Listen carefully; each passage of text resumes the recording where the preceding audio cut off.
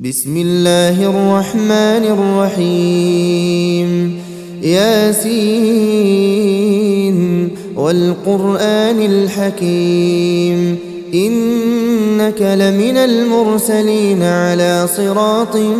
مستقيم تنزيل العزيز الرحيم لتنذر قوما ما أنذر آباؤهم فهم غافلون لقد حق القول على أكثرهم فهم لا يؤمنون إنا جعلنا في أعناقهم أغلالا فهي إلى الأذقان فهم مقمحون وجعلنا من بين أيديهم سدا ومن خلفهم سدا فأغشيناهم فهم لا يبصرون وسواء عليهم أأنذرتهم أم لم تنذرهم لا يؤمنون إنما تنذر من اتبع الذكر وخشي الرحمن بالغيب فبشره بمغفرة وأجر كريم إنا نحن نحيي الموتى ونكتب ما قدموا وآثارهم وكل شيء أحصيناه في إمام مبين واضرب لهم مثلا أصحاب القرية إذ جاءها المرسلون إذ أرسلنا إليهم اثنين فكذبوهما فعززنا بثالث فقالوا إنا إليكم مرسلون قالوا ما أنتم إلا بشر مثلنا وما أنزل الرحمن من شيء إن أنتم إلا تكذبون قالوا ربنا يعلم إنا إليكم لمرسلون وما علينا إلا البلاغ المبين قالوا إنا تطيرنا بكم لئن لم تنتهوا لنرجمنكم وليمسنكم منا عذاب أليم قالوا طائركم معكم أئن ذكرتم بل أنتم قوم مسرفون وجاء من أقصى المدينة رجل يسعى قال يا قوم اتبعوا المرسلين اتبعوا من لا يسألكم أجرا وهم مهتدون وما لي لا أعبد الذي فطرني وإليه ترجعون أأتخذ من دونه آلهة إن يردني الرحمن بضر لا تغن عني شفاعتهم شيئا ولا ينقذون إني إذا لفي ضلال مبين إني آمنت بربكم فاسمعون قيل ادخل الجنة قال يا ليت قومي يعلمون بما غفر لي ربي وجعلني من المكرمين وما أنزلنا على قومه من بعده من جند من السماء وما كنا منزلين إن كانت إلا صيحة واحدة فإذا هم خامدون يا حسرة على العباد ما يأتيهم من رسول إلا كانوا به يستهزئون ألم يروا كم أهلكنا قبلهم من القرون أنهم إليهم لا يرجعون وإن كل لما جميع لدينا محضرون وآية لهم الأرض الميتة أحييناها وأخرجنا منها حبا فمنه يأكلون وجعلنا فيها جنات من نخيل وأعناب وفجرنا فيها من العيون ليأكلوا من ثمره وما عملته أيديهم أفلا يشكرون سبحان الذي خلق الأزواج كلها مما تنبت الأرض ومن أنفسهم ومما لا يعلمون وآية لهم الليل نسلخ منه النهار فإذا هم مظلمون والشمس تجري لمستقر لها ذلك تقدير العزيز العليم والقمر قدرناه منازل حتى عاد كالعرجون القديم لا الشمس ينبغي لها أن تدرك القمر ولا الليل سابق النهار وكل في فلك يسبحون وآية لهم أنا حملنا ذريتهم في الفلك المشحون وخلقنا لهم من مثله ما يركبون وإن نشأ نغرقهم فلا صريخ لهم ولا هم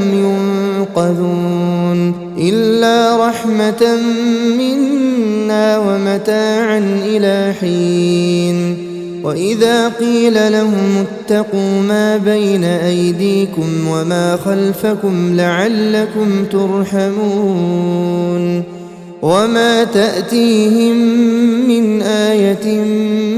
من آيات ربهم إلا كانوا عنها معرضين وإذا قيل لهم أنفقوا مما رزقكم الله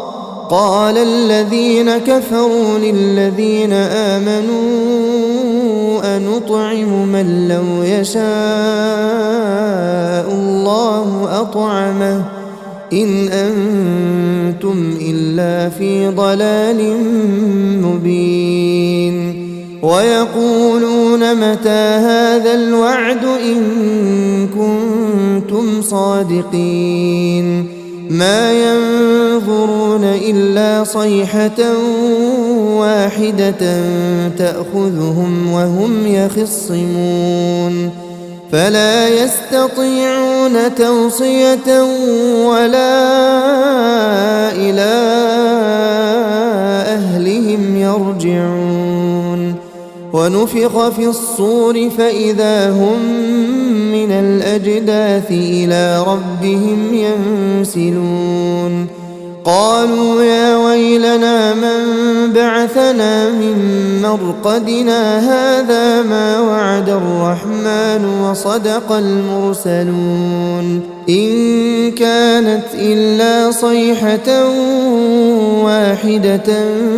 فإذا هم جميع لدينا محضرون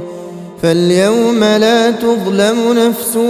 شيئا ولا تجزون إلا ما كنتم تعملون إن أصحاب الجنة اليوم في شغل فاكهون هم وأزواجهم في ظلال على الأرائك متكئون لهم فيها فاكهة ولهم ما يدعون سلام قولا من رب رحيم وامتازوا اليوم أيها المجرمون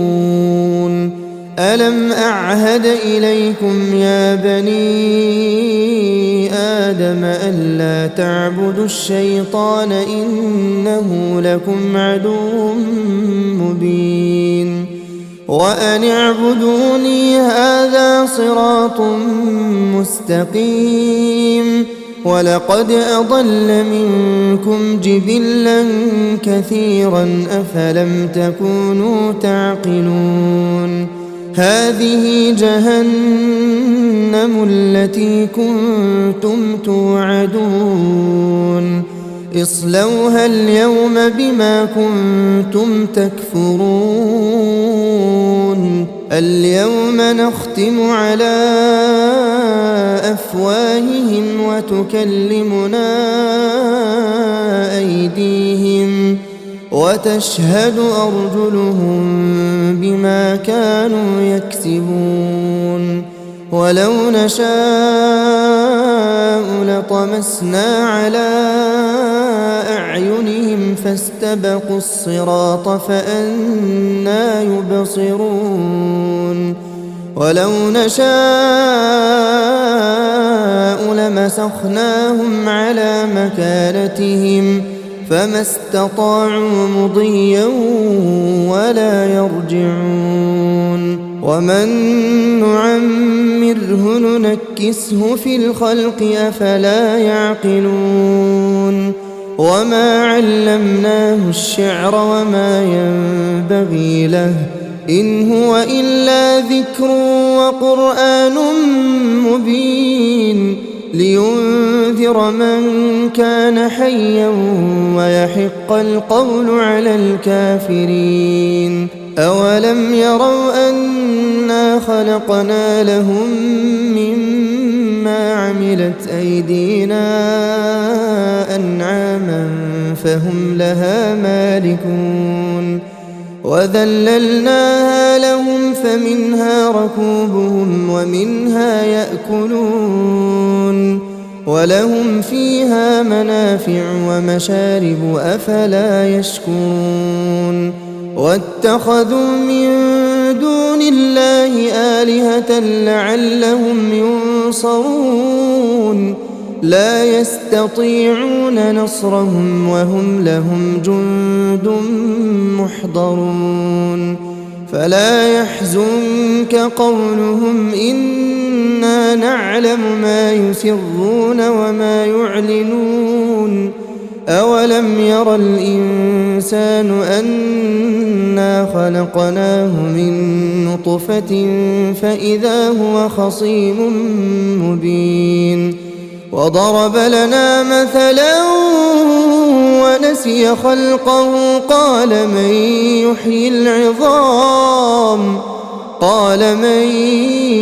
يحيي العظام وهي رميم قل يحييها الذي أنشأها أول مرة وهو بكل خلق عليم الذي جعل لكم من الشجر الأخضر نارا فإذا أنتم منه توقدون أوليس الذي خلق السماوات والأرض بقادر على أن يخلق مثلهم بلى وهو الخلاق العليم إنما أمره إذا أراد أراد شيئا أن يقول له كن فيكون فسبحان الذي بيده ملكوت كل شيء وإليه ترجعون. بسم الله الرحمن الرحيم. الرحمن علم القرآن خلق الإنسان علمه البيان الشمس والقمر بحسبان والنجم والشجر يسجدان والسماء رفعها ووضع الميزان ألا تطغوا في الميزان وأقيموا الوزن بالقسط ولا تخسروا الميزان والأرض وضعها للأنام فيها فاكهة والنخل ذات الأكمام والحب ذو العصف والريحان فبأي آلاء ربكما تكذبان خلق الإنسان من صلصال كالفخار وخلق الجان من مارج من نار فبأي آلاء ربكما تكذبان رب المشرقين ورب المغربين فبأي آلاء ربكما تكذبان مرج البحرين يلتقيان بينهما برزخ لا يبغيان فبأي آلاء ربكما تكذبان يخرج منهما اللؤلؤ والمرجان فبأي آلاء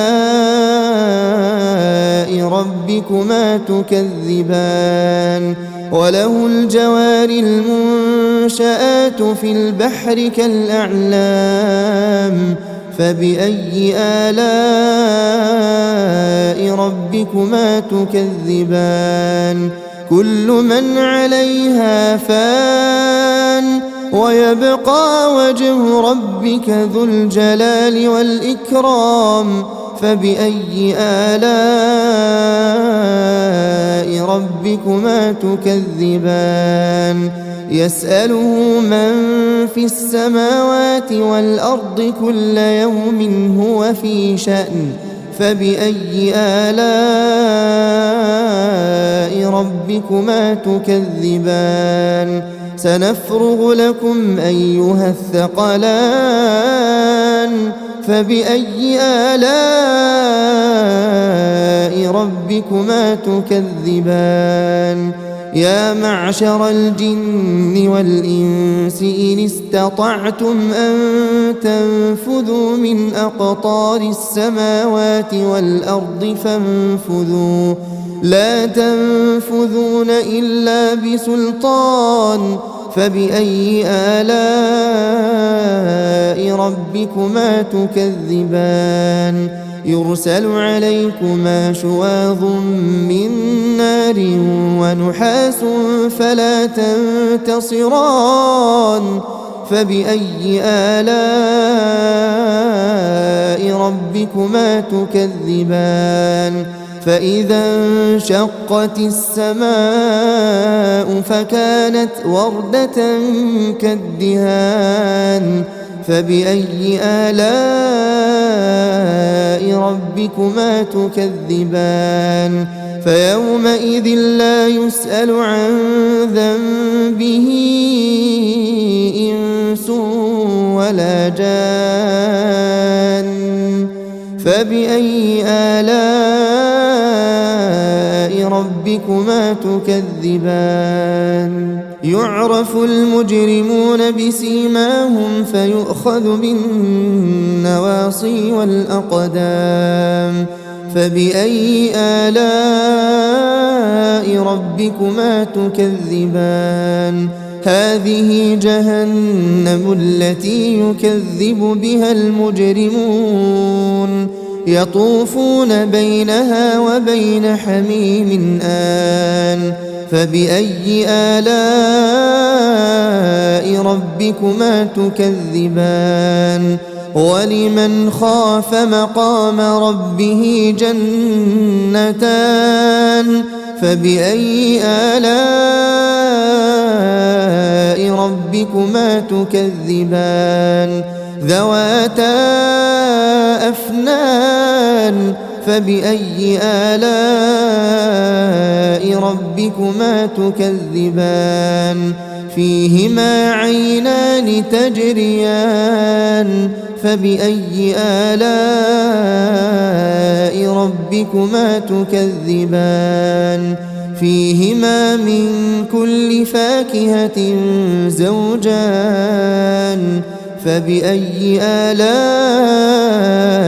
ربكما تكذبان متكئين على فرش بطائنها من استبرق وجنى الجنتين دان فبأي آلاء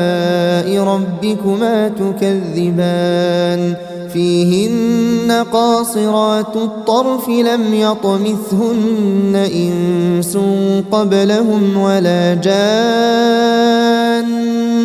فبأي آلاء ربكما تكذبان كأنهن الياقوت والمرجان فبأي آلاء ربكما تكذبان هل جزاء الإحسان إلا الإحسان فبأي آلاء ربكما تكذبان ومن دونهما جنتان فبأي آلاء ربكما تكذبان مدهامتان فبأي آلاء ربكما تكذبان فيهما عينان نضاختان فبأي آلاء ربكما تكذبان فيهما فاكهة ونخل ورمان فبأي آلاء ربكما تكذبان فيهن خيرات حسان فبأي آلاء ربكما تكذبان حور مقصورات في الخيام فبأي آلاء ربكما تكذبان لم يطمثهن إنس قبلهم ولا جان فبأي آلاء ربكما تكذبان متكئين على رفرف خضر وعبقري حسان فبأي آلاء ربكما تكذبان تبارك اسم ربك ذي الجلال والإكرام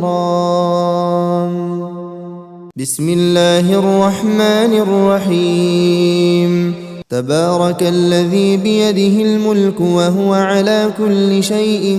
قدير الذي خلق الموت والحياة ليبلوكم أيكم أحسن عملا وهو العزيز الغفور الذي خلق 7 سماوات طباقا ما ترى في خلق الرحمن من تفاوت فارجع البصر هل ترى من فطور ثم ارجع البصر كرتين ينقلب إليك البصر خاسئا وهو حسير ولقد زينا السماء الدنيا بمصابيح وجعلناها رجوما للشياطين وأعتدنا لهم عذاب السعير وللذين كفروا بربهم عذاب جهنم وبئس المصير إذا ألقوا فيها سمعوا لها شهيقا وهي تفور تكاد تميز من الغيظ كلما ألقي فيها فوج سألهم خزنتها ألم يأتكم نذير قالوا بلى قد جاءنا نذير فكذبنا وقلنا ما نزل الله من شيء إن أنتم إلا في ضلال كبير وقالوا لو كنا نسمع أو نعقل ما كنا في أصحاب السعير فاعترفوا بذنبهم فسحقا لأصحاب السعير إن الذين يخشون ربهم بالغيب لهم مغفرة وأجر كبير وأسروا قولكم أو اجهروا به إنه عليم بذات الصدور ألا يعلم من خلق وهو اللطيف الخبير هو الذي جعل لكم الأرض ذلولا فامشوا في مناكبها وكلوا من رزقه وإليه النشور أأمنتم من في السماء أن يخسف بكم الأرض فإذا هي تمور أم أمنتم من في السماء أن يرسل عليكم حاصبا فستعلمون كيف نذير ولقد كذب الذين من قبلهم فكيف كان نكير أولم يروا إلى الطير فوقهم صافات ويقبضن ما يمسكهن إلا الرحمن إنه بكل شيء بصير أمن هذا الذي هو جند لكم ينصركم من دون الرحمن إن الكافرون إلا في غرور أمن هذا الذي يرزقكم إن أمسك رزقه بل لجوا في عتو ونفور أفمن يمشي مكبا على وجهه أهدى أمن يمشي سويا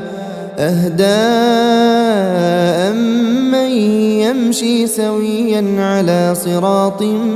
مستقيم قل هو الذي أنشأكم وجعل لكم السمع والأبصار والأفئدة قليلا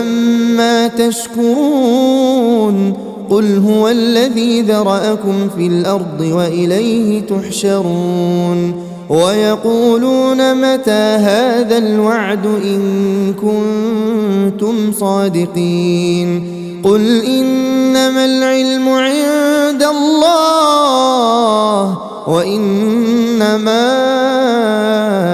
أنا نذير مبين فلما رأوه زلفة سيئت وجوه الذين كفروا وقيل هذا الذي كنتم به تدعون قل أرأيتم إن أهلكني الله ومن معي أو رحمنا فمن يجير الكافرين من عذاب أليم قل هو الرحمن آمنا به وعليه توكلنا فستعلمون من هو في ضلال مبين قل أرأيتم إن أصبح ماؤكم غورا فمن يأتيكم بماء معين بسم الله الرحمن الرحيم إذا وقعت الواقعة ليس لوقعتها كاذبة خافضة رافعة إذا رجت الأرض رجا وبست الجبال بسا فكانت هباء منبثا وكنتم أزواجا ثلاثة فأصحاب الميمنة ما أصحاب الميمنة وأصحاب المشأمة ما أصحاب المشأمة والسابقون السابقون أولئك المقربون في جنات النعيم ثلة من الأولين وقليل من الآخرين على سرر موضونة متكئين عليها متقابلين يطوف عليهم ولدان مخلدون بأكواب وأباريق وكأس من معين لا يصدعون عنها ولا ينزفون وفاكهة مما يتخيرون ولحم طير مما يشتهون وحور عين كأمثال اللؤلؤ المكنون جزاء بما كانوا يعملون لا يسمعون فيها لغوا ولا تأثيما إلا قيلا سلاما سلاما وأصحاب اليمين ما أصحاب اليمين في سدر مخضود وطلح منضود وظل ممدود وماء مسكوب وفاكهة كثيرة لا مقطوعة ولا ممنوعة وفرش مرفوعة إنا أنشأناهن إنشاء فجعلناهن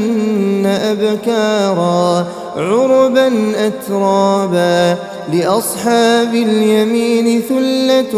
من الأولين وثلة من الآخرين وأصحاب الشمال ما أصحاب الشمال في سموم وحميم وظل من يحموم لا بارد ولا كريم إنهم كانوا قبل ذلك مترفين وكانوا يصرون على الحنث العظيم وكانوا يقولون أئذا متنا وكنا ترابا وعظاما أئنا لمبعوثون أوآباؤنا الأولون قل إن الأولين والآخرين لمجموعون إلى ميقات يوم معلوم ثم إنكم أيها الضالون المكذبون لآكلون من شجر من زقوم فمالئون منها البطون فشاربون عليه من الحميم فشاربون شرب الهيم هذا نزلهم يوم الدين نحن خلقناكم فلولا تصدقون أفرأيتم ما تمنون أأنتم تخلقونه أم نحن الخالقون نحن قدرنا بينكم الموت وما نحن بمسبوقين على أن نبدل أمثالكم وننشئكم فيما لا تعلمون ولقد علمتم النشأة الأولى فلولا تذكرون أفرأيتم ما تحرثون أأنتم تزرعونه أم نحن الزارعون لو نشاء لجعلناه حطاما فظلتم تفكهون إنا لمغرمون بل نحن محرومون أفرأيتم الماء الذي تشربون أأنتم أنزلتموه من المزن أم نحن المنزلون لو نشاء جعلناه أجاجا فلولا تشكرون أفرأيتم النار التي تورون أأنتم أنشأتم شجرتها أم نحن المنشئون نحن جعلناها تذكرة ومتاعا للمقوين فسبح باسم ربك العظيم فلا أقسم بمواقع النجوم وإنه لقسم لو تعلمون عظيم إنه لقرآن كريم في كتاب مكنون لا يمسه إلا المطهرون تنزيل من رب العالمين أفبهذا الحديث أنتم مدهنون وتجعلون رزقكم أنكم تكذبون فلولا إذا بلغت الحلقوم وأنتم حينئذ تنظرون ونحن أقرب إليه منكم ولكن لا تبصرون فلولا إن كنتم غير مدينين ترجعونها إن كنتم صادقين فأما إن كان من المقربين فروح وريحان وجنة نعيم وأما إن كان من أصحاب اليمين فسلام لك من أصحاب اليمين وأما إن كان من المكذبين الضالين فنزل من حميم وتصلية جحيم إن هذا لهو حق اليقين فسبح باسم ربك العظيم